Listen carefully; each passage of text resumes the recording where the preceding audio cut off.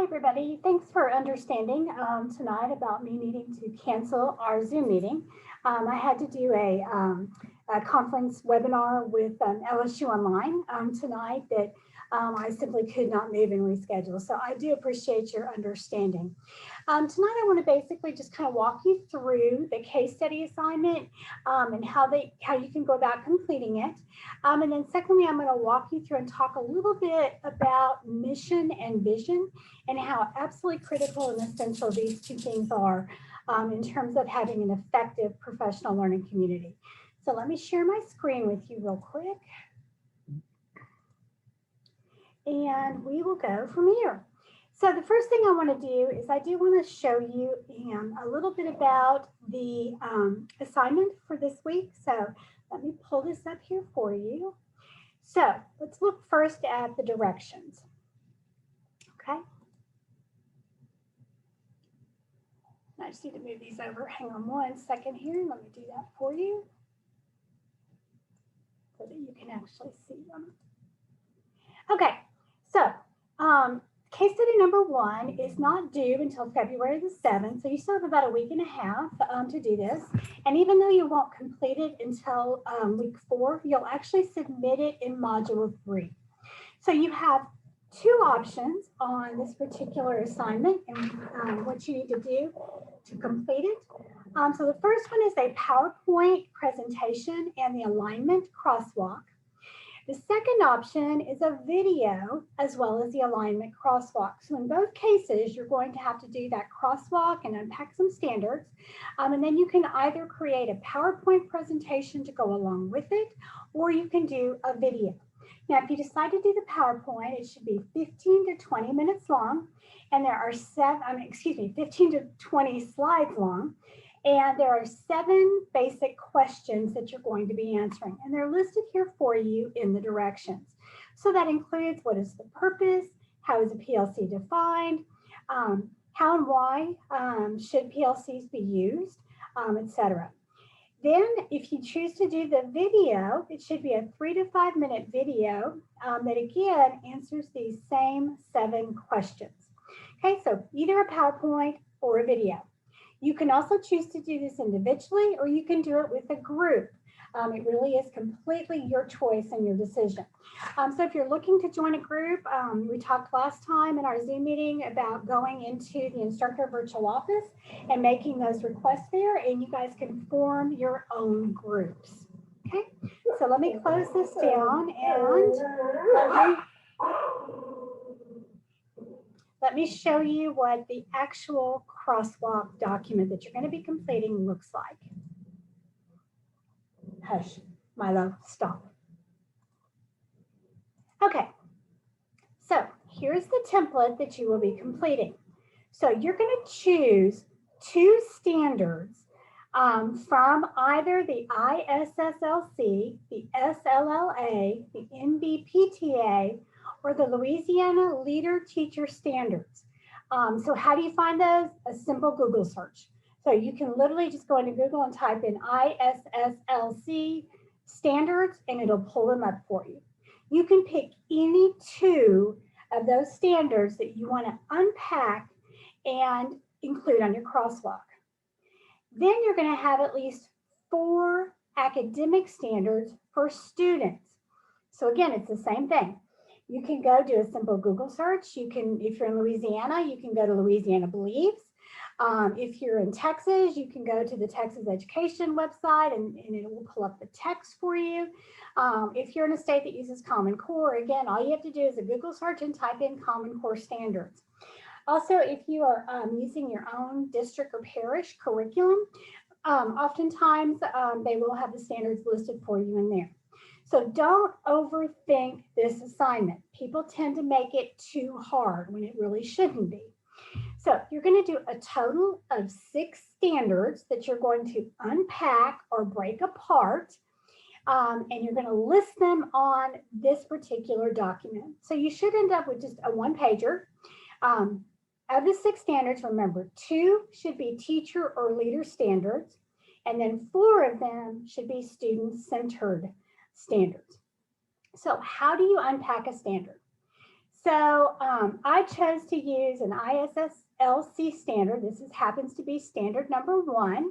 So I've listed it because that is a national standard, and all you can see all I did was list where I found it and which standard it is. Then you're going to break apart this standard into its component pieces. So you first do that by figuring out what the verbs are. So in this particular standard, the verbs are facilitating the development, articulation, implementation, and stewardship. So that's what we're doing when we teach or address this standard. So again, if you don't get too hung up on is that a verb or is it not, but what is it that you're being told to do? What is your action? That goes here as your action verb. Then what are the adjectives? So in this case, it should be shared and supported. And what are we sharing and supporting? A vision of learning, okay? So basically, we've broken this apart. So we are going to facilitate the development, articulation, implementation, and stewardship of a shared and supported vision of learning. That's the actual standard. And you see how we just broke it in to its component pieces. The next part of this rubric asks you, what type of PLC would be best designed to address this standard? Remember, a PLC is nothing more than a group of individuals who work together to accomplish something. So there's no right or wrong answer here. You can make up your own PLC. You can say, that the administrative team at your school is a PLC and they're going to address this. But like I said, there's no right or wrong answer on the type of PLC. And you're also going to tell me, once you identify what the name of the professional learning community is, it's going to address this standard, you're going to tell me what it is they're going to do. So first, we have to know what it is that our standard is that we need to address. And you break that into its 3 component pieces. Then you're going to tell me what professional learning community is going to address this particular standard. And then you're going to tell me what kind of work the PLC is going to do to ensure we meet this standard. So remember, I am using the ISSLC standards. I'm using standard number 1. These are national standards. The standard says that I will be facilitating the development, articulation, implementation, and stewardship of a shared and supported vision of learning. So see, there's the standard. I think the best team to address this is going to be my instructional team. Now, you can call it whatever you want. It can be the administrative team. It can be the campus leadership team. It can be the curriculum instruction department and central office. It doesn't matter. You just tell me who you think would be well equipped to do this. Now, what am I going to have them do? What is their work or their activity? Well, I'm going to have them work to develop a vision and mission statement. Okay, so again, this is just your imaginings. There's not a right or wrong answer in terms of what kind of PLC would address it and what they're going to do. What is their work or their outcome or their product? The next one that I did is actually a student standard. And this is from Louisiana Believes. And the learning standard here is for kindergarten. So I've just shown you that's a state standard. Here's the name of that state standard.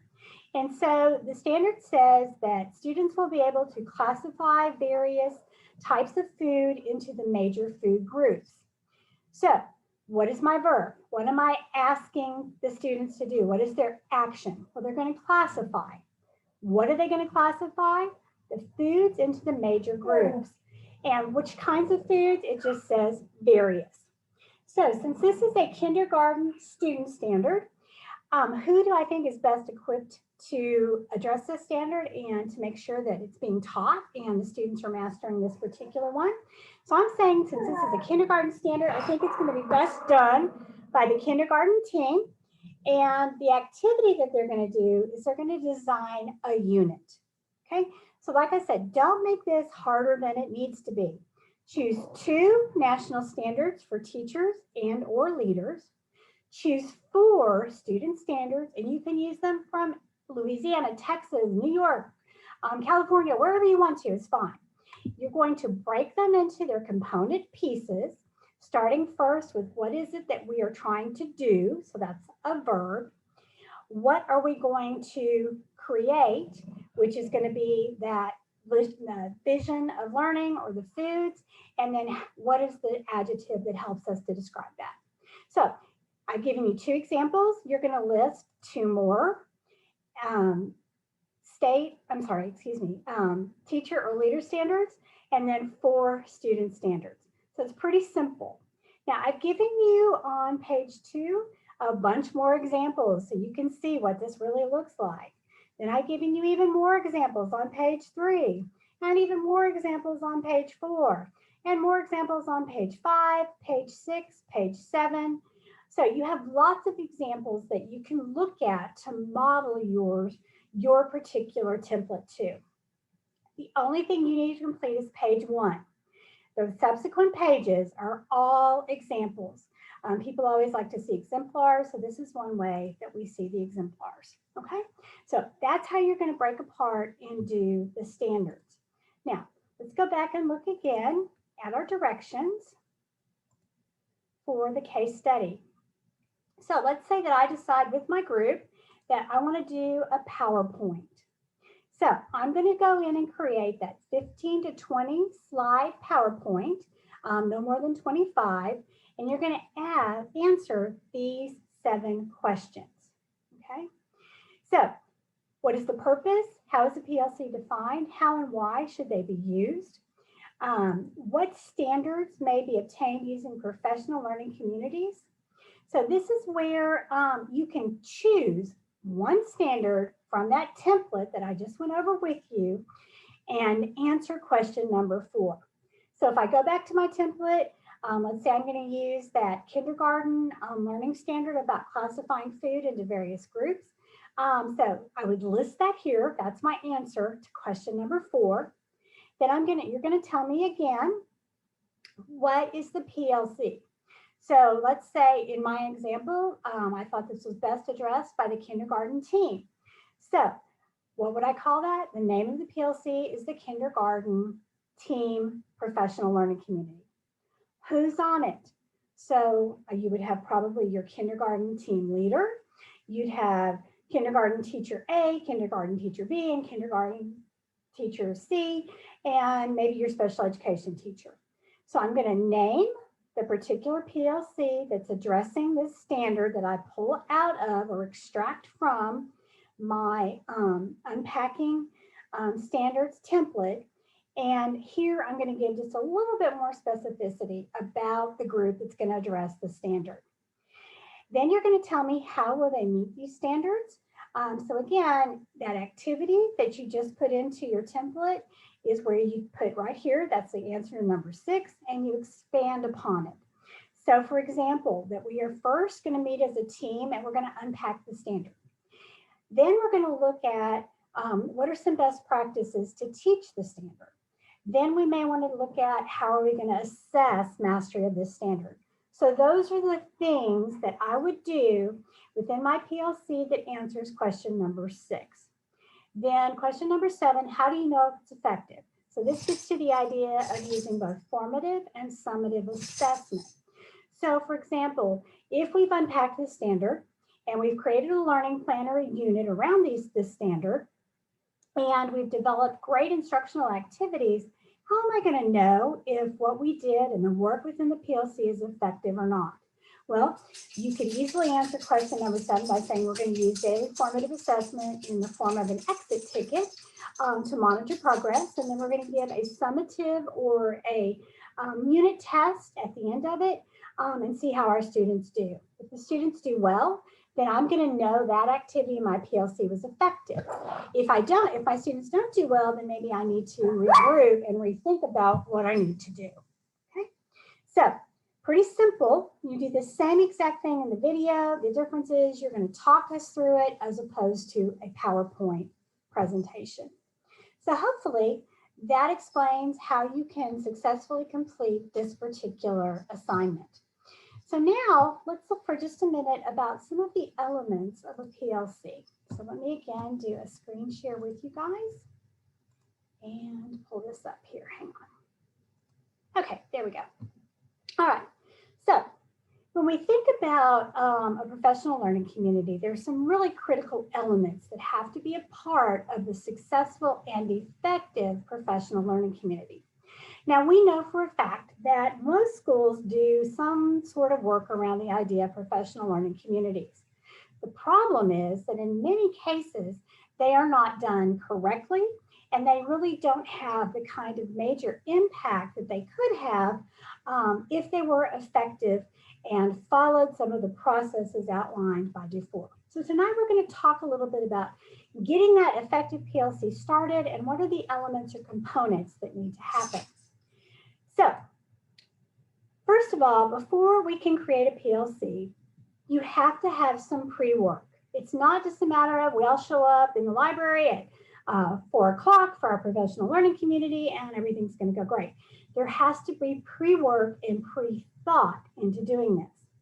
If we don't do that pre-work and spend the time planning, we're not going to have the success that we really need to come from our PLC. So the first thing you have to do is if you're leading that PLC or you're part of the development team who's creating these, you have to understand change and change management. Anytime that we go through something that we change or we do differently, it's important that we understand what that cycle looks like. In doing so, it's going to help us to create not only a better plan, but to have a much more effective implementation. Secondly, we have to also think about the impact of the work that we're doing. So we need to identify the people, the team, the stakeholder, the cohort, whatever you want to call it, who's going to be involved in the implementation of the PLC and will be directly impacted by the change. So the first thing you want to do is to conduct a needs assessment. So the way that you can do this through a number of ways. You could do a survey, you could do a quiz, you could have people fill out an open-ended questionnaire, you can do polling. There's a million different ways to do a needs assessment. When we do this needs assessment, the entire purpose is to gather baseline data and information so that we know where people are in terms of their understanding of an effective PLC. We'll also gain information about what is working well currently, as well as those areas that we feel like need to be addressed or changed. So the whole idea behind your needs assessment is what is it that we need to do to move from the current state to the desired state with our professional learning communities. You may be in a school that doesn't do professional learning communities. So, your desire is to create a model of professional learning communities that are going to be used across various grade levels or departments or leadership teams, etc. You may be in a school that does professional learning communities. So you may be looking at ways you can make them more effective. So needs assessment is an essential and critical part. Now, there are a lot of models out there and tons of research around the idea of change. So I'm not going to walk you through all of these, but you can see if you really don't understand the change cycle, you can just do a Google search on any one of these and you will see what change looks like and what to expect when you're going through a major change. So let's look for just a second at Lewin's change model. This is one of the most popular models that people tend to use. So the first step is that you want to unfreeze. And what we mean by that is you want to take a step back, look at your current process and how things are done. So you have to look at every step and all of the interactions that are going on within our professional learning communities or the lack thereof, and think about where can we improve and how much do we need to really look at. So it's the whole idea of here's the surface, but what's really going on underneath. The second step, once we've kind of prepared everybody and we've set that foundation or that groundwork, we need to deploy our change. And that means we all understand as teachers what guided practice looks like. It's very much the same when you're managing change. You have to guide the practice and the work of every person on the team to be able to make this successful. Then once you have deployed the change, you want to, again, freeze it. And what I mean by that is we use feedback and other data and information to look at our process. And if it's working, that's where we freeze it and we put it into place and we can continue the model. Now, with any effective change, we may need to make mid-course adjustments or minor changes or tweaks along the way. But Lewin's model basically is pretty simple. You unfreeze what you're doing, you make the changes. Once you get it the way you want it to be and it appears to be effective, you refreeze that process so that you have that in place. So here's just another graphic organizer that explains that. And again, it just kind of walks you through. And it's important to understand that when we're in the midst of change, we have to really over communicate. I cannot stress that enough. So there has to be a lot of transparency and tons of communication. Because if we don't do that, then we get all kinds of rumors and pushback and problems. So this is a nice little chart that kind of tells you what you need to do within each stage of change. The McKenzie model has 7 steps, and it's really good if you're trying to look at coherency or alignment across groups, etc. So you can see here, and again, I'm not going to go through all this, but there are 7 areas that have to be looked at in the McKenzie model. So again, here's another graphic for you. And if you just think this is like the coolest thing ever, this is a great book, In Search of Excellence, that really talks about the 7S model. Now, Cotter's theory that really focuses less on the change itself, but also it really pushes you to focus on the people. So in a school, we know that 95% of our resources are people resources, as opposed to we're not manufacturing widgets, so we don't have an inventory and all that kind of stuff. But Cotter's model says that the first thing you have to do is create a sense of urgency. Well, how do you do that? Well, I love data, so oftentimes, I would use data to get people to understand why we needed to make some changes. Then you build a core coalition. So these are the people that are going to be your team that's going to help to design and implement the model. Then you're going to form a strategic vision. You have to figure out ways to get everyone on board. Then we have to reduce or remove the barriers and make sure that we're focusing on short-term wins. So, it's not about we start in August and we just barrel through till May. The idea is that we break this down into subcomponents and we celebrate small wins along the way. That not only creates buy-in, it also helps people to maintain their focus and commitment to the professional learning community model. Then we need to make sure that we sustain acceleration. So what I mean by that is sometimes, I don't know if you've ever heard the phrase, sometimes you have to slow down to speed up. If you read Covey's work, he talks a lot about that if you spend more time in the planning quadrant than you do in the implementation quadrant, you're going to have much better success overall. So Cotter's theory reinforces that idea that we have to slow down and take care of these first pieces and do that very, very well so that then once we go into full-blown implementation, we can accelerate and move fairly quickly. But if we fail to do that, then like I said, it creates problems for us. So here is Cotter's theory in a nice little graphic. And as you can see, again, just a linear sort of approach, okay? Another book that you might be interested in is called Leading Change by Cotter. And it talks about in depth each one of these ideas. So like I said, if you really want to know more about how you lead change, then you can pull up this book and see again how you start with that sense of urgency and then how you institute that change.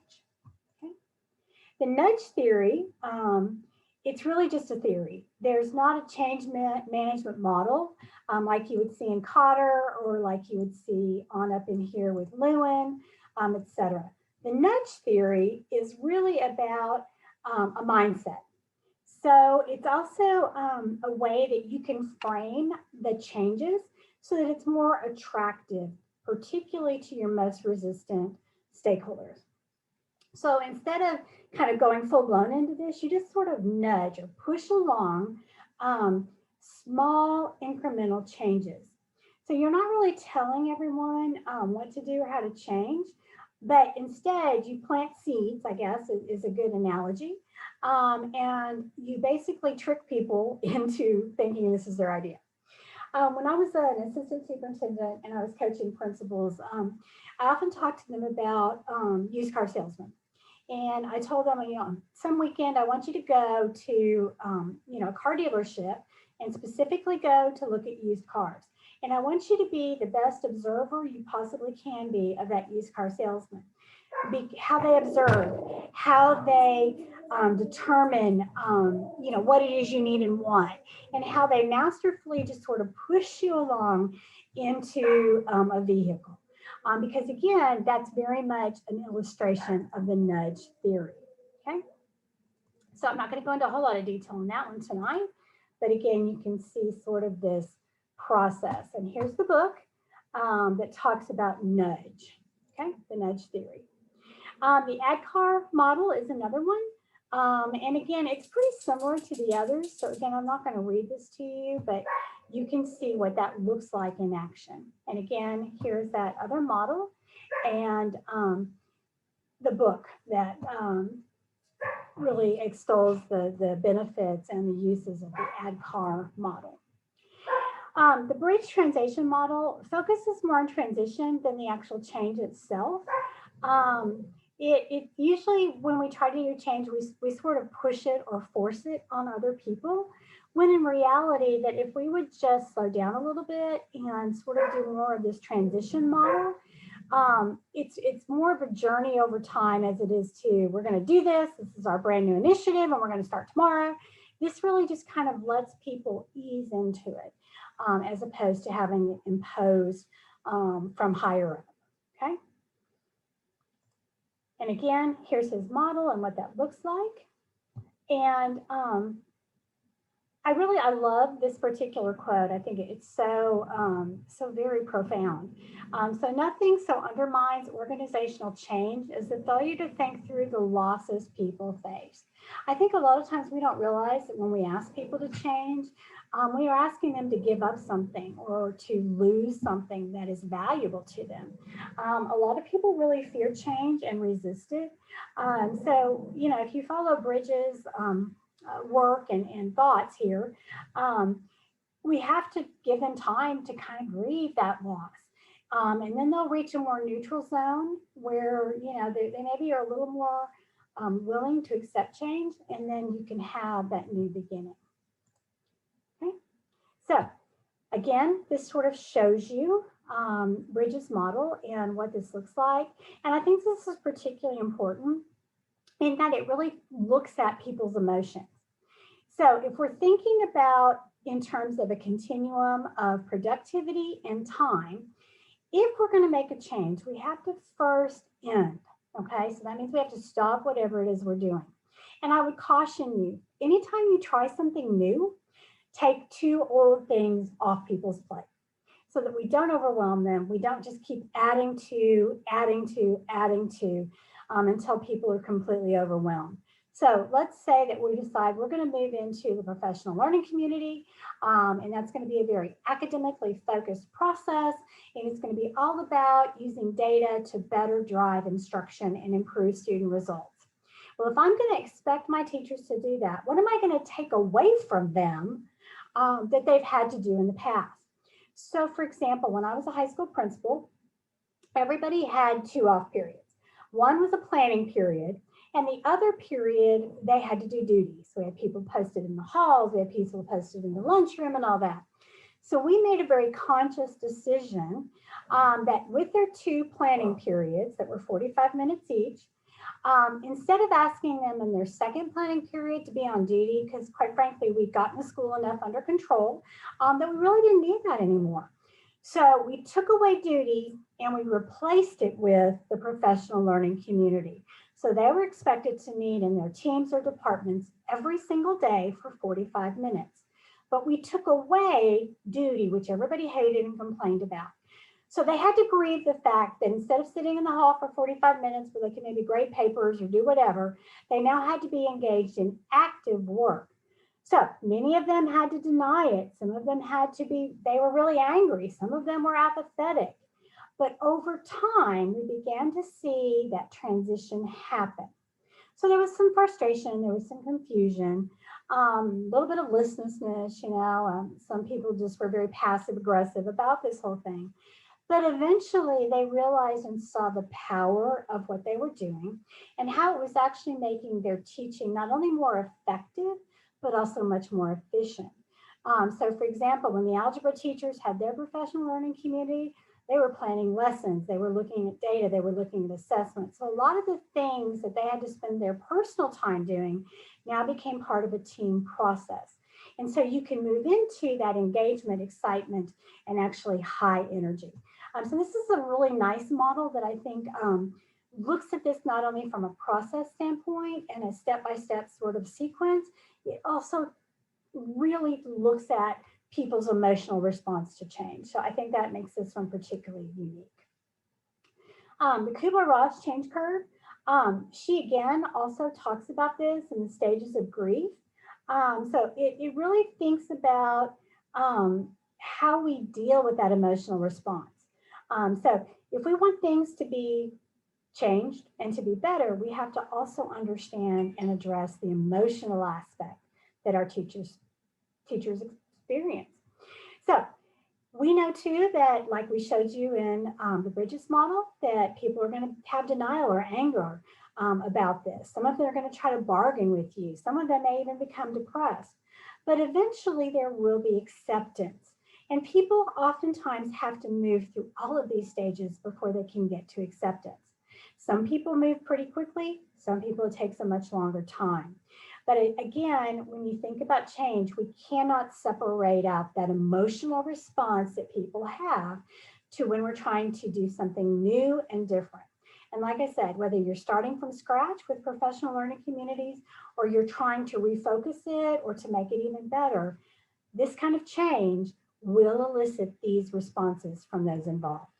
So again, you can see what that looks like in a graphic format. And I love too this little cartoon here. So, please pull this up and read that because I think it's really very telling. Here's the book.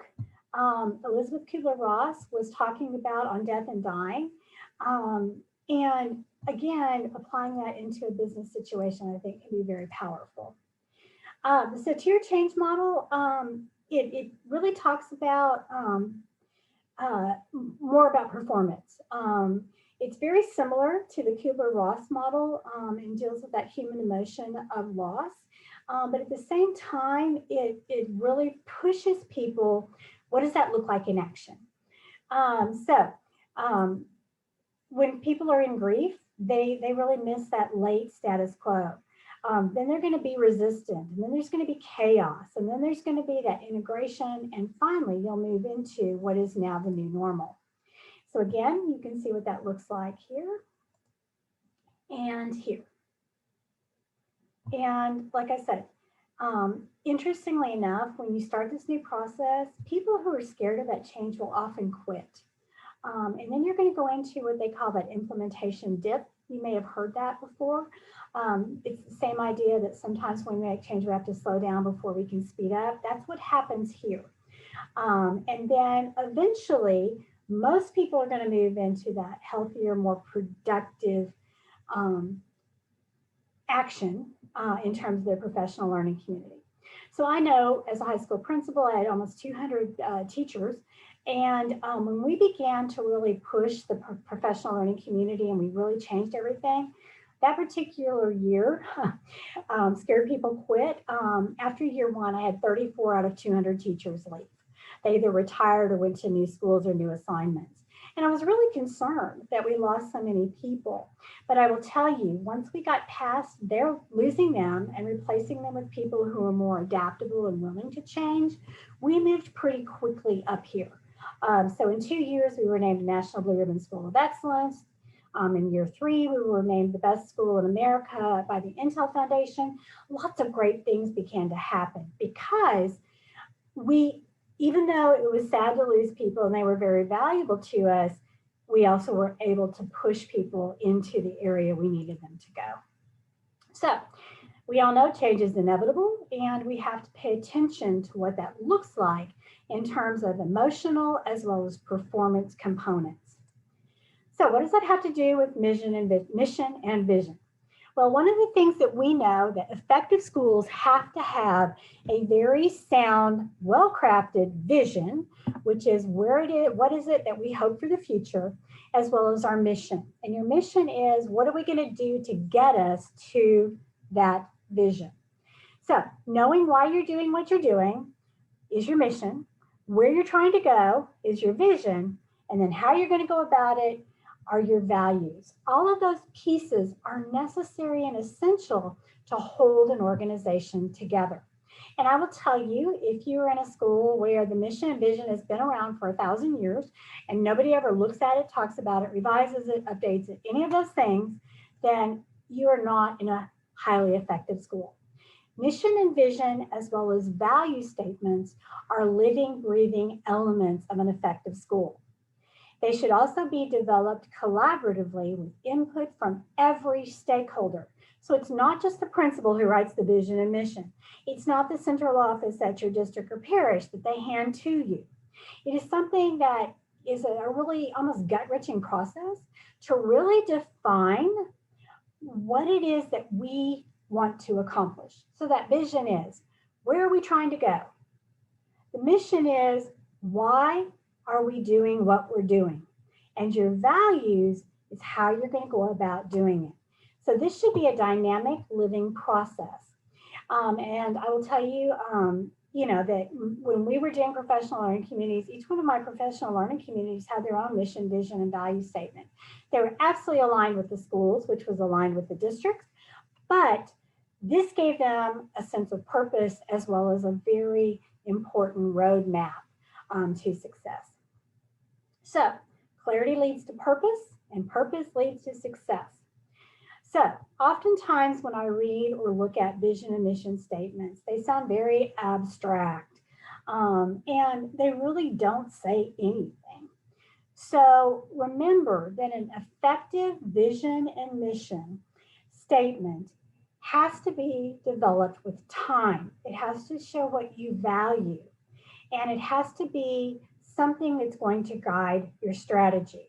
If you don't do that, then you don't have a clear set of directions. You cannot be strategic in the way you're doing the work. So don't confuse the two. Mission is about your core purpose, and it should be in the present tense. The vision is about where you want to go, and it should be written in the future tense. So big difference. Mission is present, vision is future. Okay? And a lot of people say, well, which do you develop first, the mission or the vision? Well, it depends. You can do either. So some people like to start with the end in mind. So the future, here's what we hope to accomplish, is where they start. Some people like to be in the present, and that can morph into the future vision. Doesn't matter. It really depends on how you want to go about doing this. Also, too, it's pretty rare nowadays to find a school that doesn't have a vision and mission statement. It is also pretty rare to find a school that has value statements. And I would really argue with people that the most important part of this work is really the value. What is it that we're about? What is it that guides us? What do we believe? Because our values tell us how we should behave, how we should interact. They're very foundational and critically important. So if your school doesn't have value statements, I would really encourage you to put this out there and to begin to develop them. So it really helps us to figure out who we are at our core. Our core business is teaching and learning, but what does that look like in terms of our belief system or our value system? So again, if you don't have those, I would really encourage you to develop them. So how do you do this? Well, the first thing you want to do is, what do we do best? Okay, what are we really good at? We often focus in schools on what we need to work on or remediate or fix or whatever. Rarely do we really talk about what we're good at. But in this particular model, and if you think about development of a professional learning community, you need to talk a lot about what you do well. Then your vision statement should answer the question, where are we headed? Then your mission statement is about your core purpose. Why do we exist? And then your values should answer the question, what is it we stand for? So again, most people ignore number 1 and most people ignore number 4. But I will tell you, if you don't have all 4 components, you're not going to get the maximum synergy that you need for your school to become even more effective than it may be already. Okay? So when we're in these stages, we start first with the development. And so here's some questions you may want to use, in this development phase. You also have to have data that talks about where we are, what we do well, where we need to grow, all of those kinds of things. Then your mission statement is really that declaration of your purpose. So you have to make sure that your mission statement is clear, concise, and consistent. Keep it short. I've seen mission statements that are like a page long. That is ridiculous. If your faculty and your students cannot recite that mission statement in 1 minute or less, it isn't doing you any good. People are not going to remember, let alone read and actually implement a mission statement that is 2 pages long. So it has to be your guide for day-to-day operations, as well as what you use as your foundation for decision making. Okay. The mission statement. Here's again some questions that kind of help you as you're thinking about that development piece. And then how do you discover what you value? So I know when I was principal at Booker T. Washington High School for the Performing and Visual Arts, we were very blessed. We had been adopted by the Richards Group. If you don't know who the Richards Group is, they're probably one of the most renowned advertising agencies in the world. They're like the big guys. They do Super Bowl commercials and all that kind of stuff. And one of their vice presidents happened to serve on our business advisory board. And so we were really struggling with how do we come up with and really look at, again, what is our mission, what is our vision, and what do we value? So the Richards Group and the vice president sent us one of his marketing teams, and they took us through a whole branding process. And I will tell you, it was one of the most interesting things I've ever been a part of. And because of that work and the time we spent together debating and cussing and fussing and brainstorming and celebrating and laughing and crying and all those things, we came out with a very strong vision, a very strong mission. We knew exactly what we valued, and we even came up with a motto that we thought described us. And so I think our motto probably said it best. Our motto was that we were creative revolutionaries, because that was really what we wanted our school to be about. And again, taking that time and having someone help to facilitate that thinking was very, very powerful. So the vision statement should answer these questions. What do we want our organization to look like in 5 to 10 years? What does success look like? Do we often quantify that or talk about it? What does success really look like? And what are our mountains we're climbing and why? Sometimes we as educators climb mountains we don't need to climb. Sometimes we forget to focus on what does a success look like.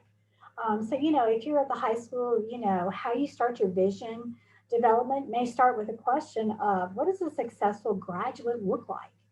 What are those skills?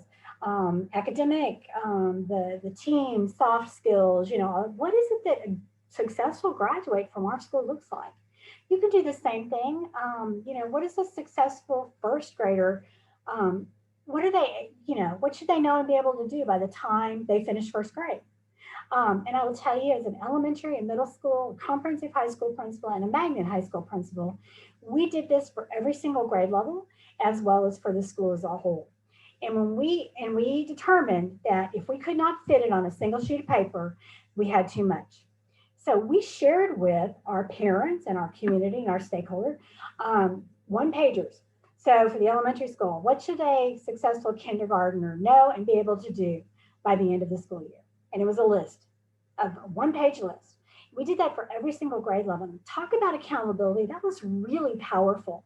Took us a long time to get to that point, but I will tell you, it really made a huge difference. So visioning is absolutely critical and essential. And just because you did it 5 years ago and you now got that published on the website and on all your documents and all that, you must revisit this. You have, because the world is changing. Everything changes all the time, particularly in the last year with COVID and the pandemic and all that. The vision that you might have for your school that was applicable 2 years ago probably is not applicable right now. So very important work that needs to happen. So if you are really interested in, I love this. This is from the Garland Independent School District in Texas.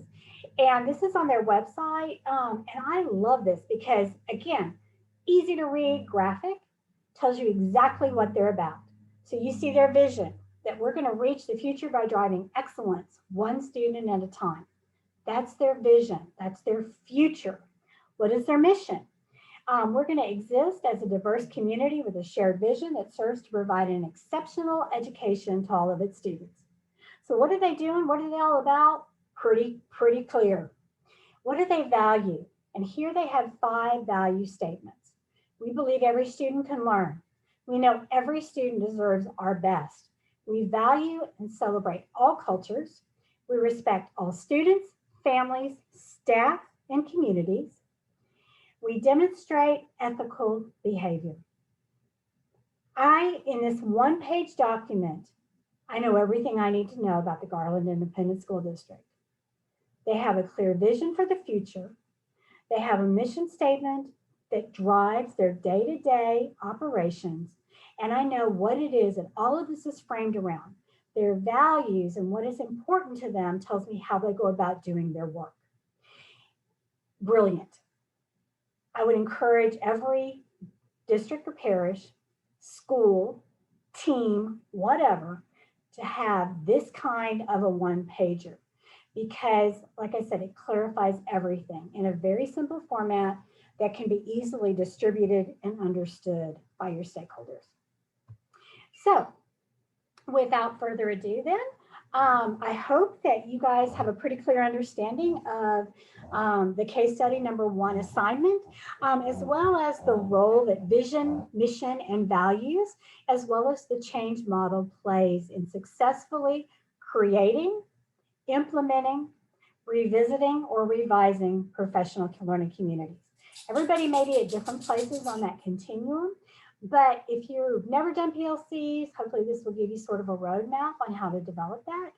If you've got professional learning communities going on and they're moderately successful, this will hopefully give you the tools you need to fine tune that and to make those moderately successful professional learning communities into highly effective professional learning communities. If you're working in a school or a district or parish and you feel like you've got a pretty effective professional learning community, hopefully you can go back and look at how do you know it's effective and what does additional success look like. So again, hopefully you can pull some of these tools to help you better understand the role of vision, mission, values, and change when we're talking about professional learning communities. So remember, your case study number 1 can be done individually or within a group. It's not due until February the 7th, but you're actually going to submit the assignment in Module 3, Week 3, even though it's not due until Week 4. So if you have any questions about the assignment or anything after viewing the video tonight, just shoot me an email. Pretty simple, Tracie, TRACIE .Johnson, JOHNSON @LSUS.edu.